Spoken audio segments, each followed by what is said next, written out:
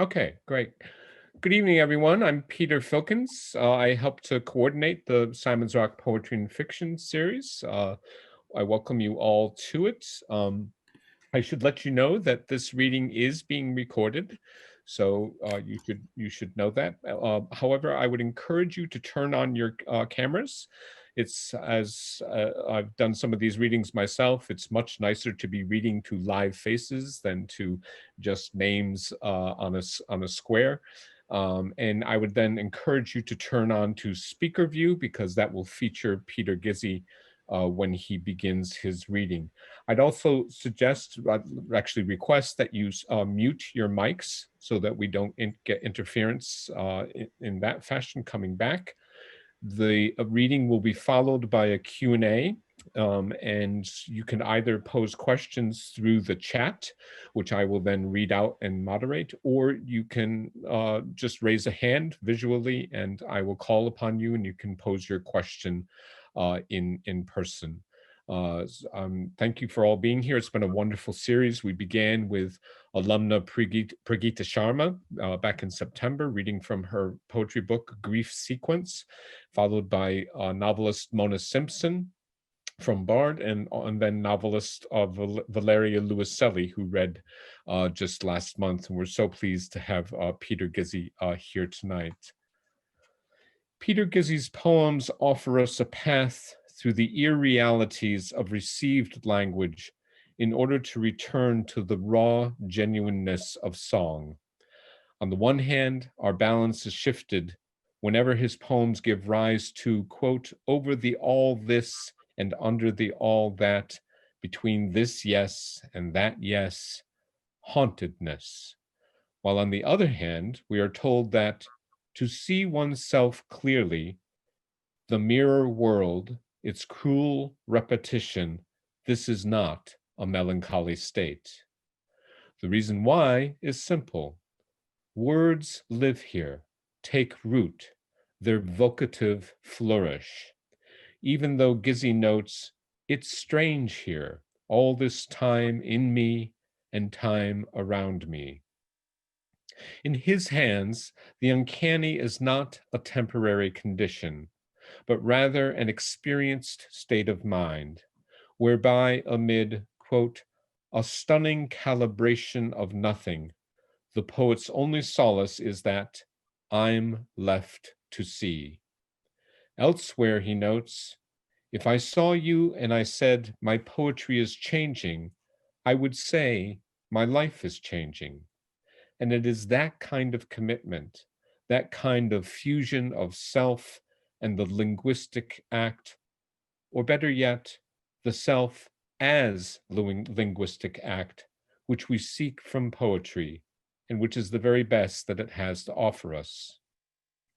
Peter Gizzi is the author of the soon-to-be-published Now It's Dark, which will be out in the first week of December, as well as Archeophonics, which was a finalist for the National Book Award, In Defense of Nothing, Selected Poems, 1987 to 2011, and 5 other full-length connections. His honors include the Lavan Younger Poet Award from the Academy of American Poets, and fellowships in poetry from the Fund for Poetry, the Rex Foundation, Howard Foundation, the Foundation for Contemporary Arts, and the John Simon Guggenheim Foundation. In 2011, he was the Judith E. Wilson Visiting Fellow in Poetry at Cambridge University in England, and he teaches in the MFA program at the University of Massachusetts, Amherst. I'm delighted to welcome Peter to Simon's Rock virtually, unfortunately, and it's always good to see him back in the Berkshires, his native land. So I'll happily turn it over to Peter Gizzi. Thank you so much, Peter. And thanks for having me. And I am sad that I'm not there because I love Great Barrington and I know the Simon's Rock campus really well for many years. So I'm happy to be here. And I was really happy to talk with the people you work with in your class. And the questions are really sharp. And so I'm going to begin with a couple of poems from Archeophonics because that's what you're doing. And I'm going to find this poem here. I like to begin with this one because it's a kind of litany. It's a good one out loud. Sentences in a synapse field. For I wanted sound to dig into sound, for snow and blood, for wine and mirrors, for electrons and electricity, for debris, for damaged art, our collective fortune, future. For as long as there have been soldiers, there have been poets. For as long as poets, there has been a bridge. For I wanted to hold a room in silence, for debris flooding back into a wave. For as long as particles a charge, for it should be incredulity to be alive, for these things that can be told until mystery becomes elegy, for it was March going into April, for the day was speaking the day, for what you thought, for what you buried, for who you are.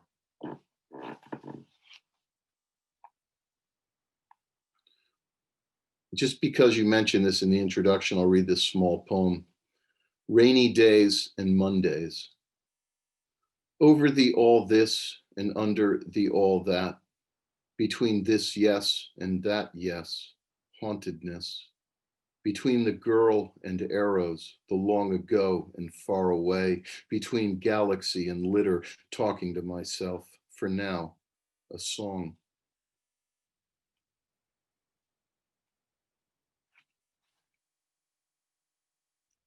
Release the darkness to new lichen. But I found a way to say no to the wood in my house. It kept creaking, wouldn't stop talking. I found a way to say no. I need to be standing in the warmth of the wood that the sun made. I need to find myself dissolving, otherwise it is all, otherwise I'm lost. Did I say that? I saw the frill of light today walking on the path. Could you hear the stirring in the wood, pine needles in the branches? Was it wind or a creature? Am I here or is it over? This was the first day, the nothing day in the nothing year. It gave me courage. It gave hints of blue, clouds, electrical and dancing. It gave me rays I've never seen, shooting down, touching things. This was the first day.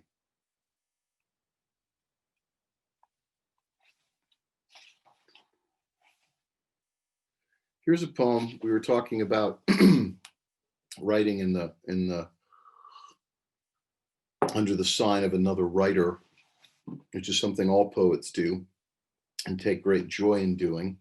And this one I wrote weirdly in Emily Dickinson's bedroom. Don't ask. Somebody called and said, we're asking poets to spend an hour in her bedroom and to, spend time and maybe, write a poem or so. This person asked and I said, no, thank you, because I thought it was a really creepy ask, to be honest. And then I wasn't writing, and then he called again and I said, let me get back to you. And then he called again and I said, yeah, I'll do it, because I hadn't been writing. And so I took her poems with me and I went to her room and I brought my notebook, and this poem came to me while I was sitting in her room. And Emily Dickinson is God to me. She's such an incredible ground of American language and poetry. So this poem uses like her diction, This world is not conclusion. When I look out your window, I see another window. I see a wedding in my brain, a stylus and a groove, a voice waving there. When I look out your window, I see another window. These trees are not real. They grow out of air. They fell like dust. They fell. So singing is seeing, and vision is music. I saw diadems and crowns, daisies and bees, ribbons, robins, and discs of snow, sprung effects and pencil light. When I look out your window, I see another window. I see a fire and a girl, crimson hair and hazel eyes, a public in the sky. When the world comes back, it will be recorded sound. That cooing shrub will be known as Dickinson. The syllabic, fricative, percussive, emphatic will tear open out your window. I see another window. I see a funeral in the air. I see alabaster space. I read circumference there. And here's the title poem of this book, Archeophonics. And we didn't talk about this, but Archeophonics is the retrieval of lost or buried sound, much like archaeology, but phonics as in sound. Archeophonics. I'm just visiting this voice. I'm just visiting the molecular structures that say what I am saying. I am just visiting the world at this moment, and it's on fire. It's always been on fire. I'm saying this, and it's saying me. That's how it works. Seesaw like the archive in the mouth, and the archive is on fire. That's the story. The sun in the body, and the body in the sun. It was like this, just like this, the world that's coming toward me, and the world around me. Around me are words saying this, saying fire, saying something, or all of it.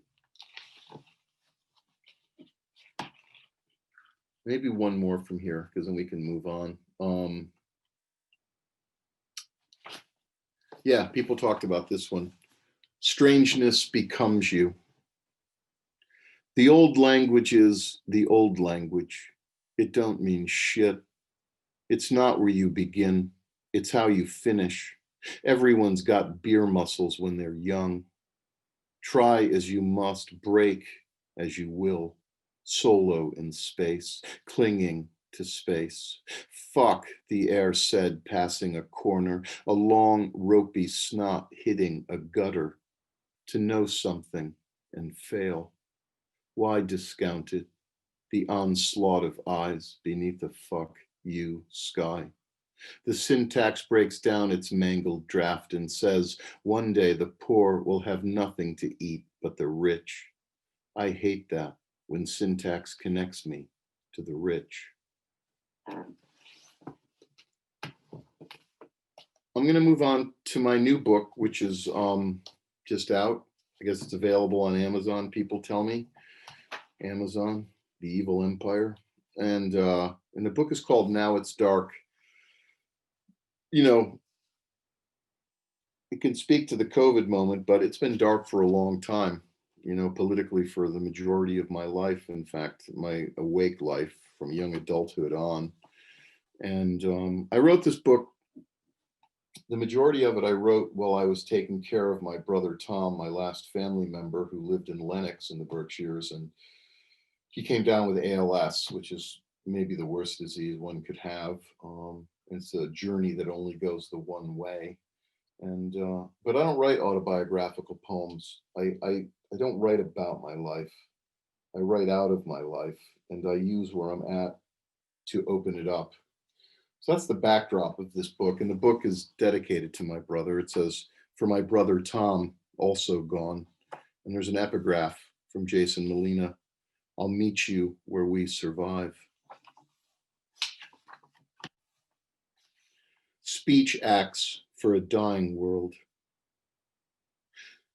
A field sparrow is at my window, tapping at its reflection. A tired antique god trying to communicate. It's getting to me. As I set out to sing the nimbus of flora under a partly mottled sky. As I look at the end and sing, so what? Sing, live now, thinking, why not?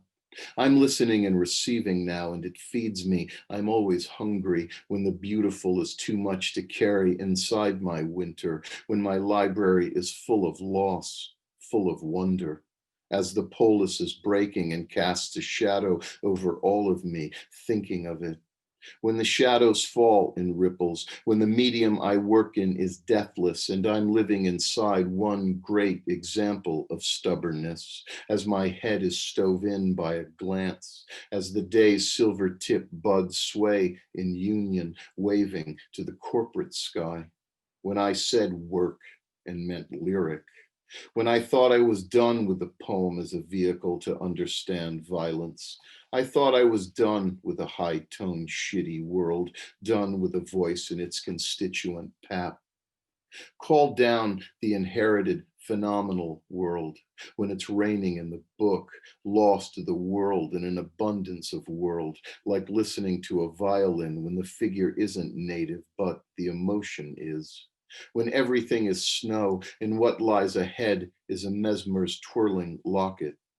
I thought I was done with the marvel of ephemeral shadow play, the great design, and all that. I thought I was done with time, its theatricality, glamour, and guff. Gusting cloud, I see you. I become you in my solitary thinging here in partial light. When I said voice, I meant the whole unholy grain of it. It felt like paradise. Meaning rises and sets. Now a hunter overhead, now a bear at the pole, and the sound of names, the parade of names.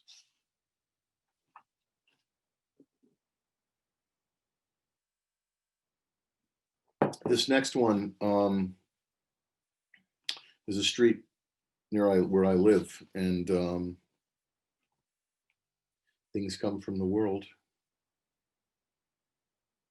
That I saw the light on Nonotuck Avenue. That every musical note is a flame native in its own tongue. That between bread and ash there is fire. That the day swells and crests, that I found myself born into it with sirens and trucks going by out here in a poem. That there are other things that go into poems, like the pigeon, cobalt, dirty windows, sun. That I have seen skin in marble, I in stone. That the information I carry is mostly bacterial. That I am a host. That the ghost of the text is unknown. That I live near an Air Force base and the sound in the sky is death. That sound, like old poetry, can kill us. That there are small things in the poem, paper clips, gauze, tater tots, and knives, that there can also be emptiness fanning out into breakfast rolls, macadam, stars, that I am hungry, that I seek knowledge of the ancient sycamore that also lives in the valley where I live, that I call to it, that there are airships overhead, that I live alone in my head out here in a poem near a magical tree. That I saw the light on Nonotuck Avenue and heard the cry of a dove recede into a rustle, that its cry was quiet light falling into a coffin, that it altered me, that today the river is a camera obscura bending trees, that I sing this of metallic shimmer, sing the sky, the song, all of it, and wonder if I am dying, would you come back for me?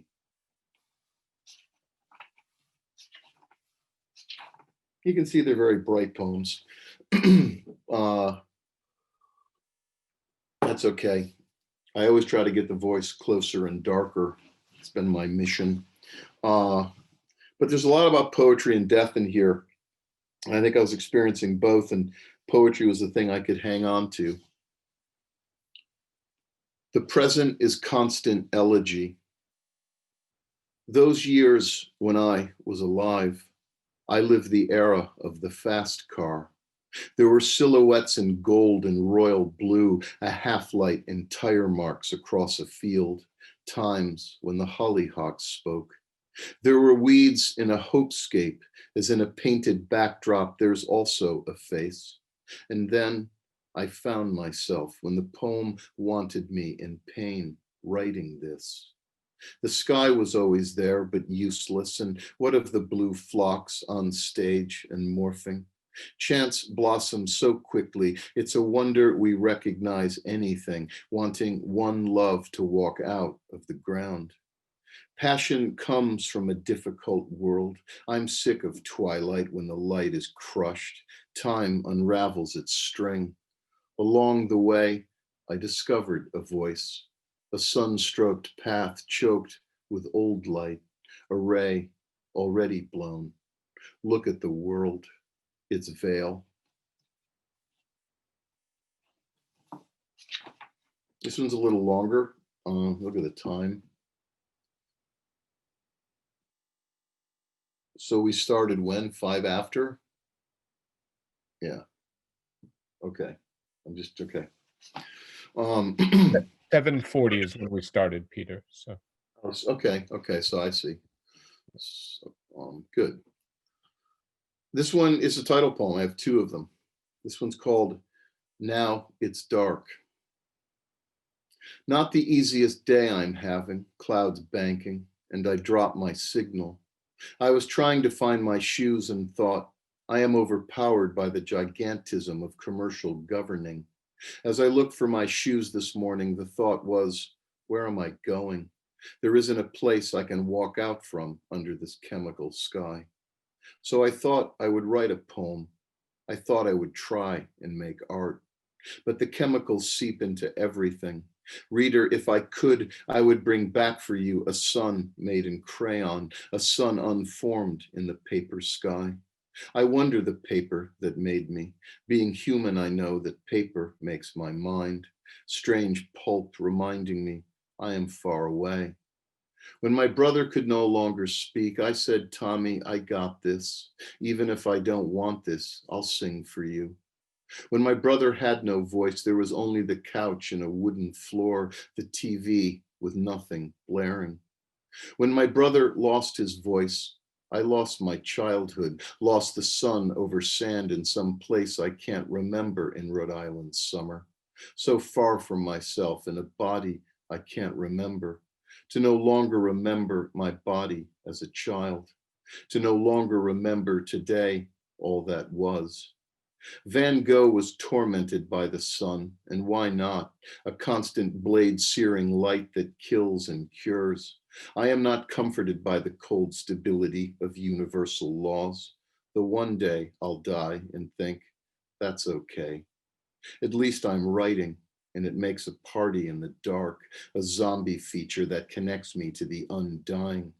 I read every moment is an opportunity for grace and think every moment is a possibility of art. I tie my shoes and now I'm standing alone in some inky light. Yesterday, I passed a budget motel next to the People's Bank. If there's some connection, it's lost on me, my heart lost on me. Weather, like thought, dissolves into static, a wiggy keepsake like nesting dolls of my spiritual blank. Sky opening into blank. I thought grief is a form of grace. Then someone said, the thing about money is that it's money. I live on the edge of an expanding circumference, alone in some inky light. Now rain turns the world to constant applause. The day is uncoupled. All there is thunder as the house decays into a sound like me. Freezing rain with silver seems to be speaking and isn't asking me anything, just doing its thing in the gray morning. I was down with materialism, but wanted mystery. I've asked myself a lot of questions like why the days cascade, swiping left for life, right for lost. All of it a dumb show, all of me invested in poetry and the arrogance of this, wanting to transpose loneliness. Why not take on the next life with its silence?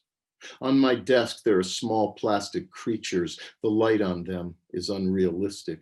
It uncouples me. Or the sight of serious windows opening out onto serious lawns. This must be a government building. This must be the anodyne room of a hospital beeping. Every pronouncement on the feed, alien. I'm in this corridor, wandering a mind. But the day is past caring. The rhythmus is blooming at the beginning of the way back when. I am sick with tradition and its weak signaling. Sparkling eclogues drift and contribute little to the cause. I am an incident trapped in thick description. Just Google it. Dust jacket shows some rubbing near fine in cloth.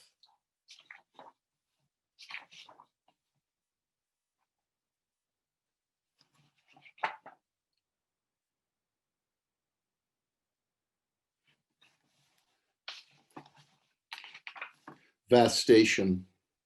And vastation means it's an antique word to things that have been laid waste, or a city's been razed, or something that's been purified, changed through purification. Vastation. What about the polar lights that touch Earth? I have seen them on my voyage. Vivid is my ship. Looking there, I found an iridescence opening a chatter between self and ether. I found a shoreline. I found a face, an uncharted face. What can be said of love? That I saw a ray breaking through, saw the night pouring down. The sky speaks to me and says, you will find shards, unattended joy, pieces of sorrow will sail past hell to get here. Like a match struck, there is the flare and the midnight around it. When the world comes back, you'll see a mound of earth more dazzling than all the sea, a blossom cutting cool air. It's all there in the cello and the bow, the tree and its croaking. It's all there in the soft tissue, a musical flood. The sky speaks to me and says, I survived, says, there is this day that can happen when a face opens. Now, that's all I see. I was happy to die if it meant I could live.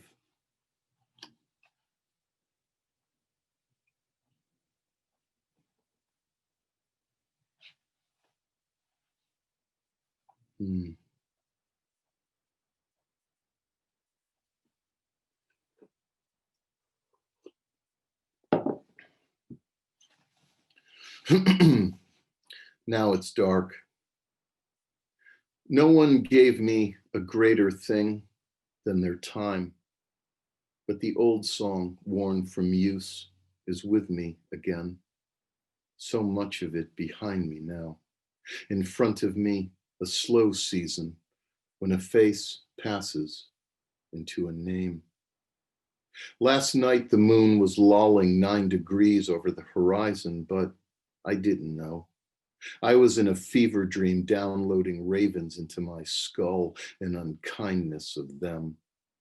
This is called what it's like to sleep alone for years. It means all these years to remain untouched, wrote the poem. I use my mouth to say goodbye, fever dream, raven, skull, to say like a flower, little dust, to say what of it?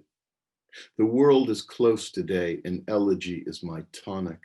I recast language in hope of recovering the red oak my neighbors felled. It lived over 100 years, glowing. Now, neither music or rhyme, just night, tin, and sky.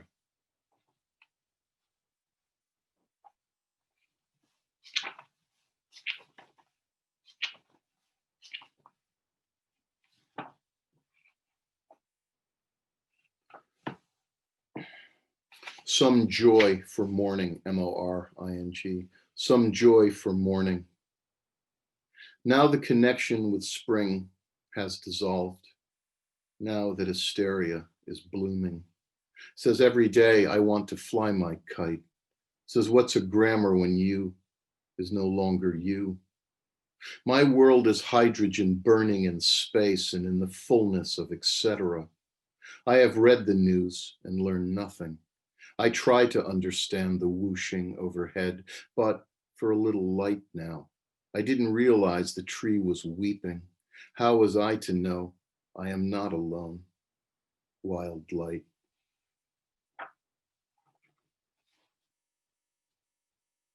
This is the last poem in the book. And weirdly, I finished this poem the day before my brother passed. From this end of sadness,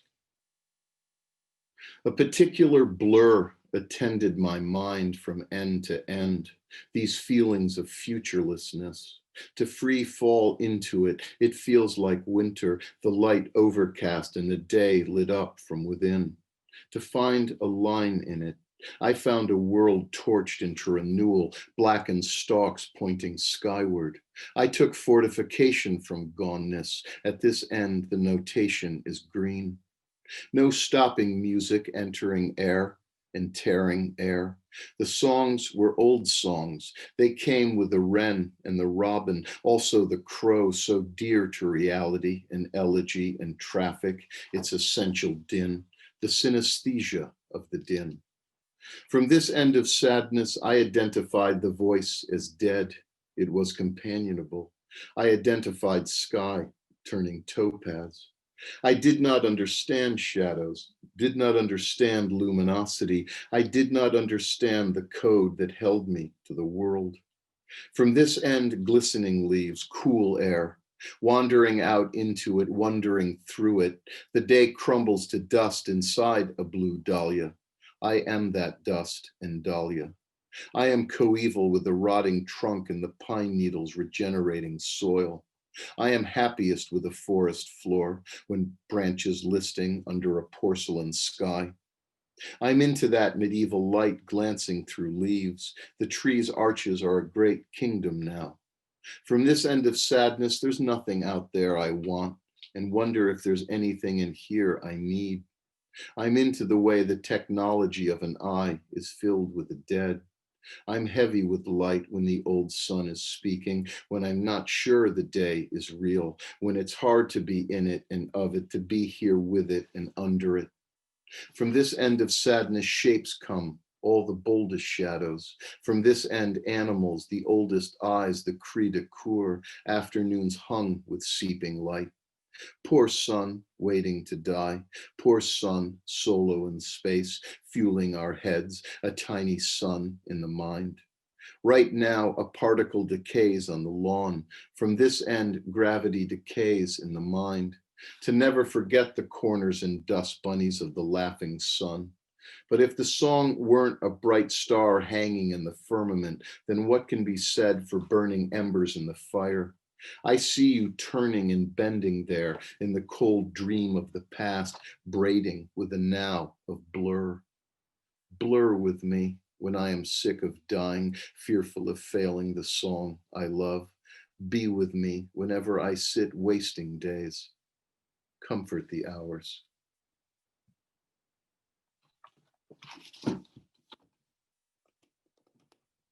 That's that book. I could read one last new poem. Should I do it? Sure, go ahead. All right. I don't know if it's finished, but I'm going to read it anyway. Read it for a friend. Find spot. I explained it to your class. It's called Find Spot Unknown. And a find spot unknown is a plaque that you'll see in a museum next to an antiquity. They don't know where it came from. Find spot unknown. Thus far, we have spoken only the code speaking a litany of survival. Thus spoke the silvered asphodel next to the factory ruin. Sound carries on water. My subject is the wind. To take umbrage in what a tree can do, watching one single branch become lightning, stunning the sky. Landscape is a made thing, to see the mind seeing itself. To see thought, a wing in night, the long brooding, take it, listen. The identification is open when the power's on, everything disporting. And out of nothing, breath, beasts like shadow in a glass, a furred wand upon nothingness. I get it. It was good to leave the world, to approach a highway, to find myself in thou. There's a lot to be said for seeing in the dark. There's more to the light that comes when there's nothing to see. If I write about the moon, it's because it's there. I am landlocked, surrounded by rivers and lakes, pills and leaves. Depression is not like battling through marsh mud, marshmallow, meadow sludge. I saw a better life. It was far off, sun on moss next to a friend, the softening air, the dandelion fluff. It was kinda real, but kinda not. Can't see it today. If I brought back every feeling I had, where would I put them? What could they mean to this world on the floor? It was best to let the pen unravel and focus the truth of the music. It was best to let the music unravel and focus the truth of the pen. I am talking about people in the night, people inside the night and its feeling. We are the people and things we are made of, the signal and its noise. Thank you. Thank you. Thank you, Peter. I want to open it up for Q&A. People can type questions into the chat and I will moderate those, or I will turn to gallery view so that if a hand goes up and people would simply like to ask a question, that would work fine too. Just to break the ice, I thought I'd start. I noticed a strong streak of the pastoral in the new book, of nature, and I know it's always there in your poems. You're certainly looking at the world, but was this something you were aware of in working on the poems for the new book? What a connection to nature is such a cheesy word, to the A connection to the natural world yeah. and to its conditions. For sure.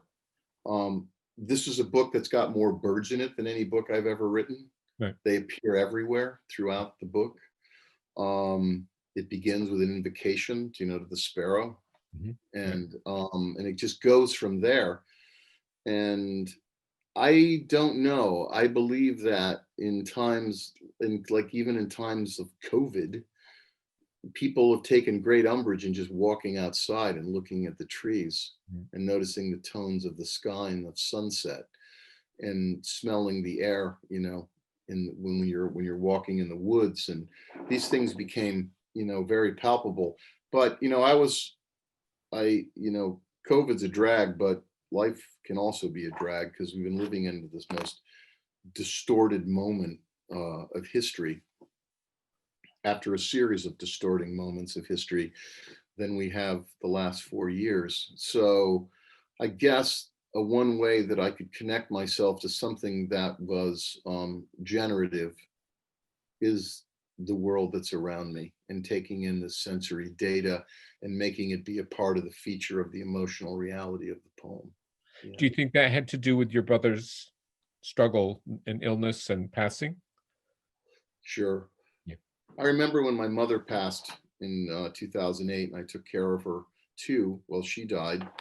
I got a book by David M. Carroll that I came upon. And it's it's called It's Following the Water, a hydromancer's notebook, and it's all about following turtles in New Hampshire. And that gave me more solace than anything else that I could have read. And I've read it a few times, and he's a remarkable writer. And, I like him the way I love a poet named James Schuyler, who can conduct the natural world in the most remarkable way.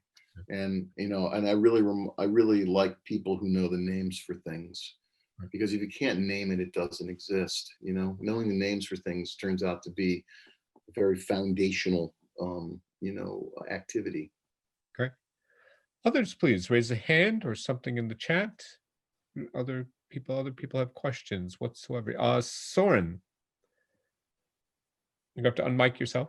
Sorry, my roommate's talking, but I think you touched on this a little bit before, but often when I write, I sort of find in my own writing, I guess, like the lingering of other writers' styles. And I've always had this notion, maybe a little bit, that it wasn't a good thing, because there's always this like idea that you want to like have some sort of original voice in your writing. So I just wanted to, do you think that that's true, or do you think there's a way to pay homage to other writers and still preserve your own voice, or is it just something that's inherent in writing and isn't really an issue at all? Well, these are all good ways to come at it. I feel that, poetry is a haunted art. And it kind of works like folk music. It was passed from one fire to another for time immemorial. And why do I say folk? Let's say I'm a fiddler and I live in the hollow, in the valley, and there's a flood, and I sing my song about the flood. And someone's there who's a banjo player, but he comes from the top of the mountain and he's moved by my song. But then his context is different, and lightning strikes and there's fire on the mountain and the village burns down. He remembers my song and the sorrow, because only emotion endures. And he takes the features of my song and bends it to a new context and to a new location. So originality is beside the point. Beside the point is, can you make a music that fits the occasion? And we often get the music that fits an occasion from others' musics. Is his song exactly like the other? No, not at all. Was he moved by the song from the Hollow? Yes. And did it give him wings and in a way to write the song that he had to write for his occasion? So I don't believe that poetry exists in the English department hierarchy of whom begat whom. I think it's much messier than that. And I believe that when poets sing, they're singing with affiliated voices always. And we bring back the dead, we bring them back into the world of light and speech. They are alive in our song. And that's the beautiful daisy chain of poetry, is that the dead are always speaking within us. We speak for them. Jack Spicer has a beautiful he says, the ghosts of the poem are the ghosts of the poem. They have it secondhand. We have it secondhand. They cannot hear the noise they are making. So the idea is that we give it voice. We bring them back into the world of light and speech. I know this sounds very spooky, but it is spooky. And so I think when I began, I purposely tried to write a poem like Robert Creeley, or a poem like Wallace Stevens, or a poem like Emily Dickinson. And I realized very quickly that was just not happening. And what was happening was I was developing my voice through that quote mistake, which I thought, in fact, it was nothing. Is actually the mistake was I wasn't recognizing that I was building my voice. And we talked about earlier about, in this idea of wearing a mask. When you wear a mask, you're free to say things that you might not have said, that your ego or superego wouldn't allow you to say. So by, working through another poet, it helps you find the way to speak the truth of the emotional reality that you're trying to render. That said, now, years later, 8 books later, and 35 years doing this, there is something that I can say is distinctly my own. Though I can hear other gestures of the poets I love in my poems, and I like it. It's companionable. I'm part of something. I'm a part of this community that's alive. It's alive in a song. So yeah, good question. Other questions? Cummings is the only word the name I see. Didn't have anything. No, please, the public at large, please feel free to pose a question in the chat or raise a hand or oh, it's Tully. Hey, Tully. Okay, hello again, Peter. I have 2 questions. The first is very, very small though. Is the Well, I'll believe that when I hear it from you. yeah, Go okay, ahead. okay. Is the glowing red oak in, I think it was in the stations, was that Robert Haas's oak and heroic simile? No, because I'm actually not a reader of Robert Haas. I actually don't favor his work. Okay, fair enough. It's too epiphanic. It's too easy. I don't believe it.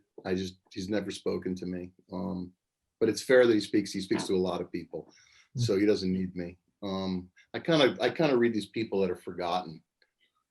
Larry Fagan used to call them neglectorinos, but there's so many wonderful poets, and yes, he's one, but he's not somebody I'm familiar with that much. I shouldn't say I don't favor his work, I just don't know his work.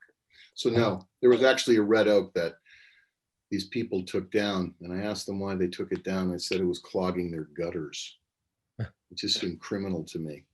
So that was a good question. That was easy. Yeah, now now go ahead.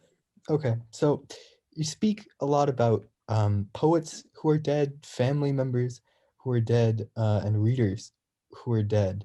So I want to know, is your grief something that you feel like you describe with your language and poetry, or something that actually constitutes your language? Or is it something outside of the spiritual life that informs your writing, or some part of all three? Probably some part of all three. Yeah, grief is something that I'm not, what's the word, a stranger to. I've had a lot of loss in my life, but we all have. But I always knew as a kid that the world was a sad and beautiful place. And I mean, 49% of the world lives on less than $2.50 a day. So if that's not sad, I don't know what is. And so the world is a sorrowful place. And so I don't know, I've had some strange empathy as a child. Maybe it came through my early training in Catholicism. I don't know. Or through my father. I've always had an open signal to what I see around me and have some kind of sense of, respect for that. And also, personal grief has informed me for sure. But I find that I'm more interested. I'd like to believe that my poems just don't grieve, but there's a kind of majesty to sorrow. There's a majesty to grief. There's a great power in it. And the power is to survive and to find a way to survive in such a way to make a speech act that renders it in a way that is true to it, because that's such bullshit. There's a way in which, what am I trying to say? It's a way of rendering it in a way that is as complicated as the feeling is as complex as the feeling is. And you notice in my poems, I touch upon different registers, like the political, the natural, the self. It's like all these things are always together because I think they're always together, And I always feel that as far as poets and this aspect of the dead, it's like we're all born into the world at the edge of an already impacted history. No one is at the center of the story, and we're all at the periphery, and the world has already happened. So that affects, your sense of history is different than mine, Tully, because you've had 20 years and the world has been the way it's been for you. I've lived through different political realities and the world is that way for me. But is there a place where we meet? And I do think there is a place where we meet, and that's through honesty and the struggle to make an honest utterance that is true to the majesty of the feeling. Does that help? Yeah, it helps a lot. Thank you. Other questions whatsoever? Any others? Raise a hand. Rochelle, my friend Rochelle's here. Do you have a question? Sure. Thank you. Thank you for the reading. I was kind of thinking something through, but it's not exactly finished. So I'll throw it out there and you let me know what you think. Okay. You say, if you don't speak the names for things, they don't exist. And then you also say that only emotion endures. And we know that there can be a nameless grief, right? That is majestic. I mean, it becomes, it seems that way. So, and something that I noticed most that you speak the name for things in your work is a dedication. The names are actually the names often of people or poets that you have drawn from in some way. So I guess I'm trying to understand where those two ideas meet, in that if you don't speak the name for something, it doesn't exist, and that only emotion endures. And so what does that mean for the name? Okay. They're not mutually exclusive, but they could be. I think they're two different trajectories.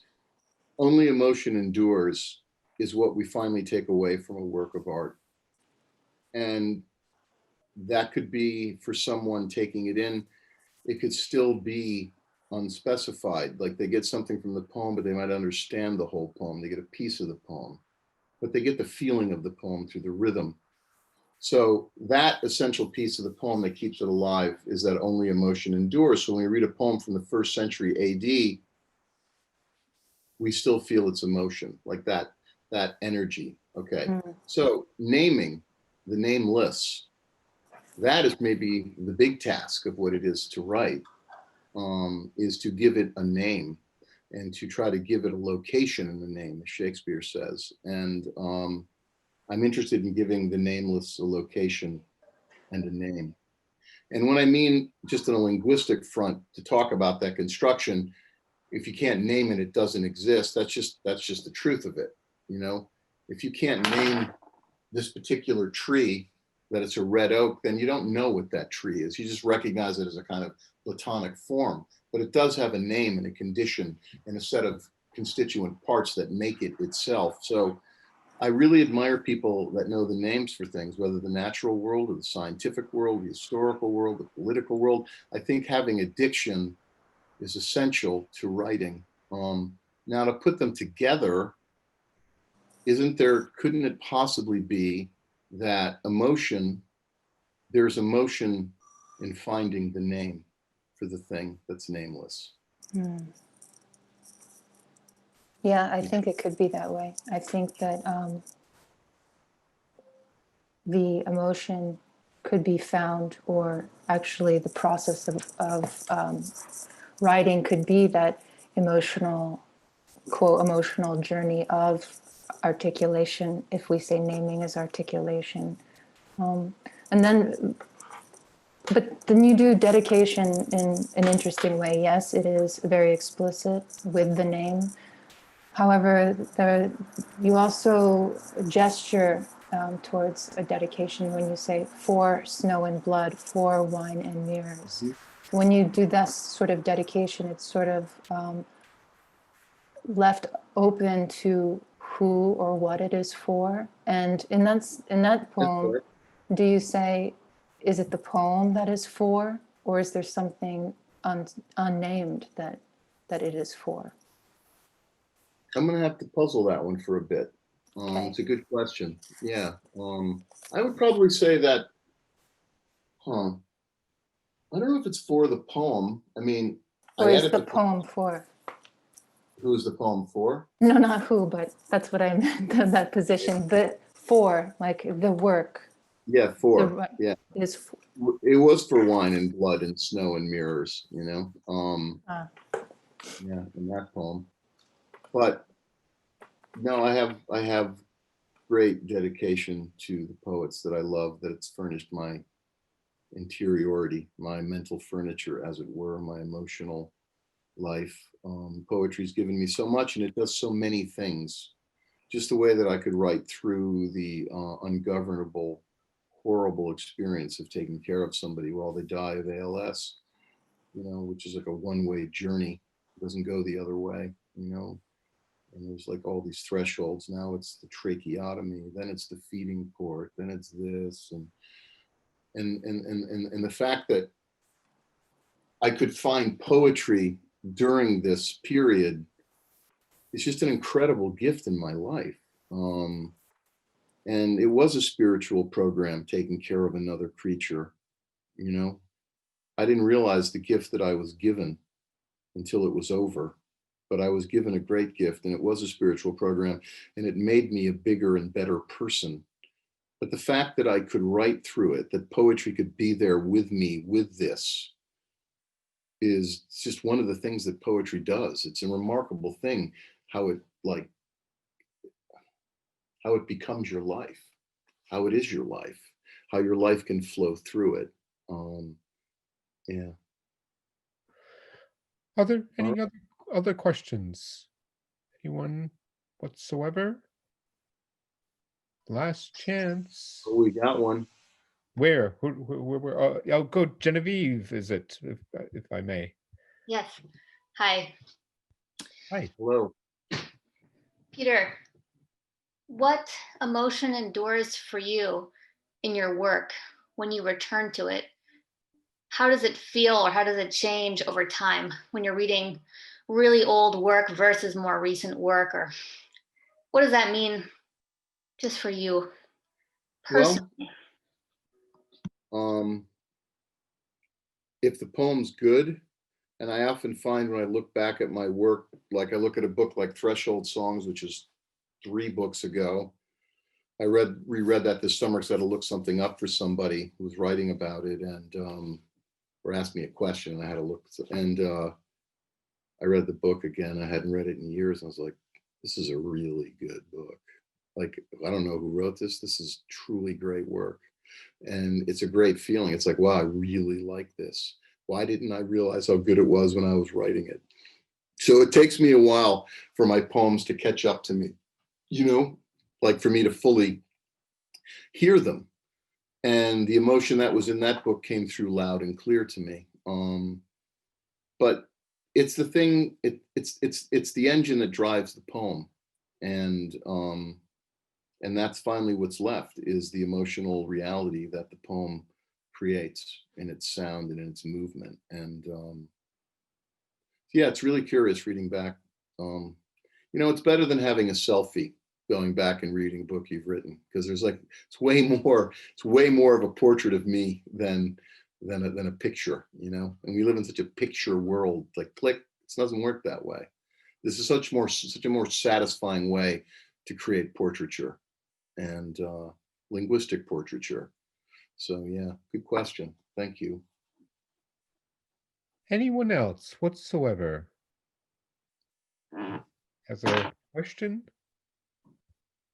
Okay, if not, if I don't see any other hands or notices, great. Peter, I really want to thank you for a wonderful reading, for a wonderful class visit. We will end the recording very abruptly. So just what I'd like to do is you and I migrate back to that link that we used for the conversation class with the students, just so I can say goodbye and a proper. Yeah, sure. goodbye. I'll do that. That'd be really nice. Good. Thank you, everyone. Thanks for reading my work. Thanks for your questions. Thanks for listening. Thank you all for coming, and we hope to see you again next fall when we run the reading series again, hopefully in person. Thank you.